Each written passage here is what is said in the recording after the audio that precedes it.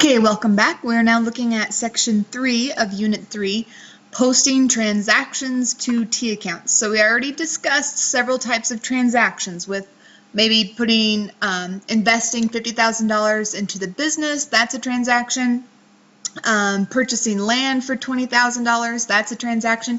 And so now we're going to kind of visually show you what those transactions look like in accounting terms laid out into their own accounts. So you're going to hear me refer to T accounts a lot in the next few minutes, and so just keep in mind that we're still working with the accounting equation. Our assets will equal our liabilities plus owner's equity. Okay, assets equal liabilities plus owner's equity. And so you'll see here, these are our T accounts. So each of our different assets, our cash, land, everything that we own has their own account. And then each account is represented by this T account, which we're going to go into a little bit more in a minute. Same with owner's equity and liabilities, the different accounts that we have under liabilities. So we might have several accounts payable accounts to different stores. They will each be represented with their own T account. Same with owner's equity. We might have owner's capital, owner's withdrawals. We'll get into more about owner's equity later. But we're going to focus on these T accounts, debits, credits, which side increases, which side decreases, so on and so forth. So get ready. Okay, first of all, let's talk debits and credits. In a business transaction, debit means addition to and credit means subtraction from. And this is in terms of our assets, at least. Because, well, I'll clarify that in a minute here. So debits and credits must always be equal. So whenever we debit one account, we're going to be crediting another account for that same amount. Okay? Our debits and credits must always equal. So what I just said, if one account is getting debited, another account is getting credited for that same amount. This is a rule you must remember when it comes to accounting. So, for example, if I purchased $1,000 worth of materials for my business, it would cost me cash. So cash would be credited by $1,000. That's really poor punctuation there. But the value of my materials would go up. So materials would be debited $1,000. So I spent $1,000 of cash, so my cash is decreasing by $1,000, but again, my materials is increasing by $1,000. So credit means subtraction from with our asset account. So cash is decreasing $1,000, and then debit means addition to, so we're going to debit our materials account for $1,000. And so now let's visualize that with these T accounts.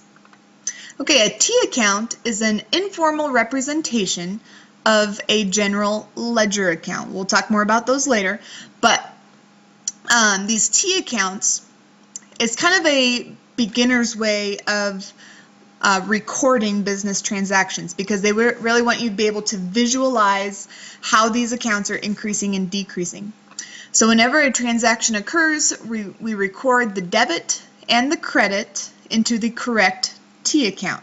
So again, there's a variety of different accounts that we're going to be working with, but the left side is always the debit side. The left side of the T is always our debit side. The right side of the T is always our credit side. So in our assets, it's going to increase on the debit side and decrease on the credit side. In our liabilities and owner's equity, it's going to be reverse. Each side is still debit and credit, but with the liability and owner's equity account, it's going to increase on the credit side and decrease on the debit side. We'll get more into that soon. Okay, the double entry system. So we mentioned this system as the kind of the modern type of accounting system back in Unit 2.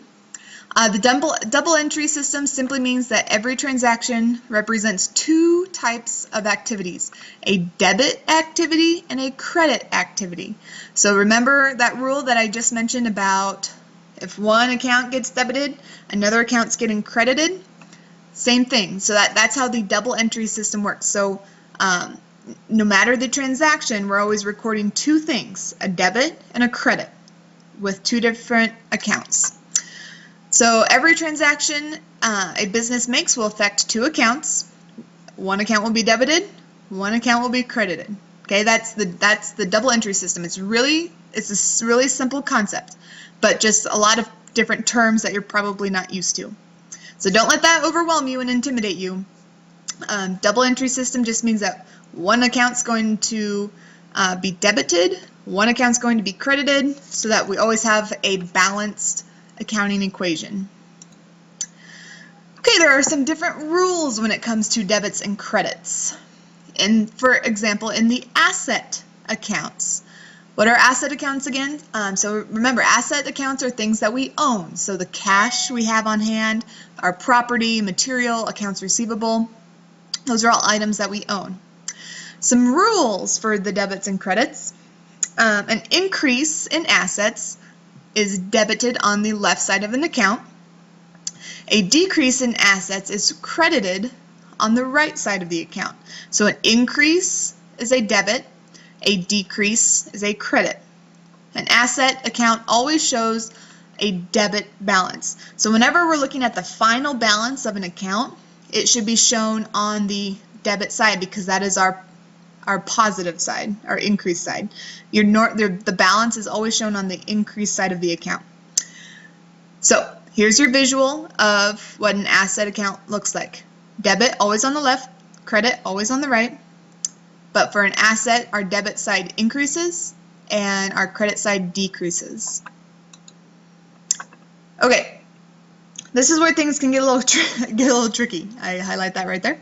Remember our accounting equation. So assets equals liability plus owner's equity. Rules for debits and credits in terms of liability and owner's equity accounts. Because these accounts are on the right side of the equation, called the credit side, an increase in liability or owner's equity is recorded on the credit side of the T account. Okay?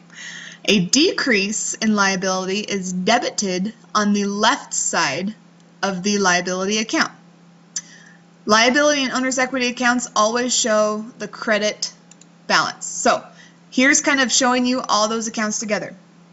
As you can see, the left side is always the debit side on all of these accounts. Left side, debit side, left side, debit side. The right side is always the credit side. The only thing that changes is whether or not that is an increasing or decreasing side. So assets on the left side of the equation increase on the left side of the T account. Owner's equity and liabilities are on the right side of the equation, so they increase on the right side of the T account, or the credit side. Okay? Assets increase on the debit side. Owner's equity and liabilities increase on the credit side. Assets decrease on the credit side, while owner's equity and liabilities decrease on the debit side. So we're going to show you kind of all of this in motion here in a second. This might help you remember if the account is on the left side of the equation, it will increase on the left side of the T account. So what I just said there, if it's on the right side, it'll increase on the right side of the T account. Okay? So just kind of remember that when you're trying to decide, okay, is this account going to increase on the left side or the right side? Well, is it an asset or is it a liability? That's what you're going to be asking yourself. All right, let's do some examples together. So, transaction 1, Mr. Donald started a business with $50,000 cash. Keeping in mind our equation, assets equals owner's equity plus liability, the first thing we're going to want to do is identify the effects or the accounts that are affected. So if he's investing $50,000 cash into the business, that's going to increase our cash account and also increase our capital account. So you might be thinking, well, he's taking that $50,000 and putting it towards the business. He's losing it personally. But remember, the very first thing we talked about, or one of the first things we talked about in the previous unit, is that our personal funds and our business funds are totally separate. So we're not going to subtract $50,000 from his personal account. We're not worried about his personal funds right now. We're only looking at his business funds. So with an investment of $50,000, this increases our cash and also increases our capital. So now let's classify these different accounts. A cash account, we said, is an asset account because it's cash that we own. We own that cash. And then Mr. Donald's capital is the owner's equity account. Okay? Capital account is the amount that has been invested into the business. So it's an owner's equity account. Okay, so what effect will this transaction have on these accounts? So which account is going to increase and decrease debit and credited? Okay, cash is going to increase by $50,000, so it's going to be a debit. Cash, an asset, increases on the debit side. Capital is increased by $50,000, which is a credit. So both accounts are going to increase, but like our rule says, one will always be debited and one will always be credited. So let's look at this, a visual here. But check out my reminder. For every debit, there is also a credit. That does not mean for every addition, there is a subtraction. Okay, so get that out of your mind, because a lot of students make the mistake that thinking, well, I added to this count, so I need to take it away from somewhere else. That's not the case. You always need to have a debit and a credit, not necessarily an addition and a subtraction. Okay, so here's what that first transaction looks like in our T accounts. So we apply the rules of debit and credit.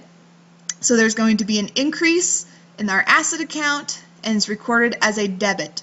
Our increase is on the left side of the T account. So you see my debit with the plus sign here under my asset account.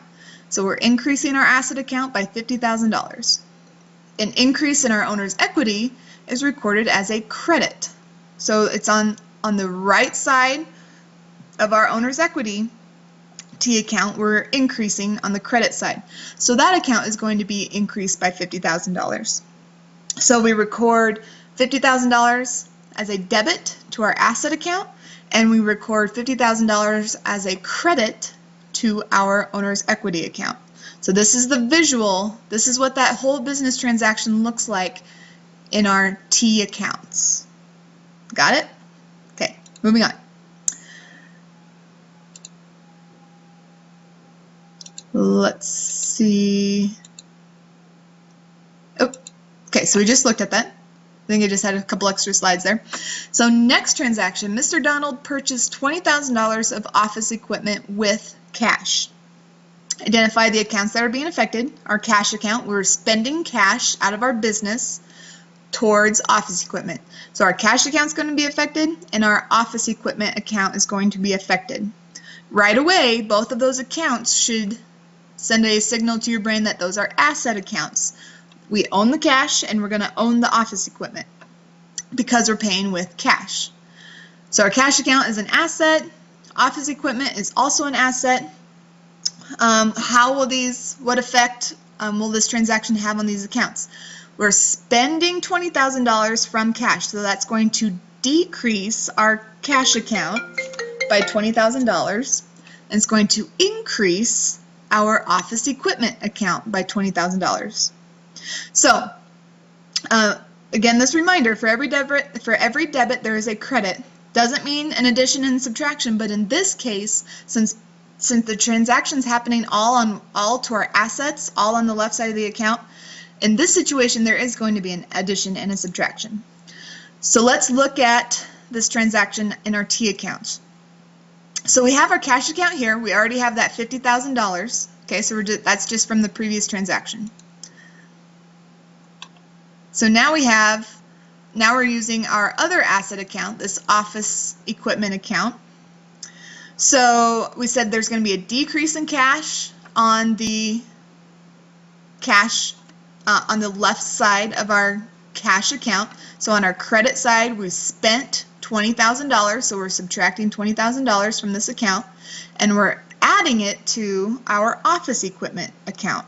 So that increases our office equipment account on the debit side for $20,000.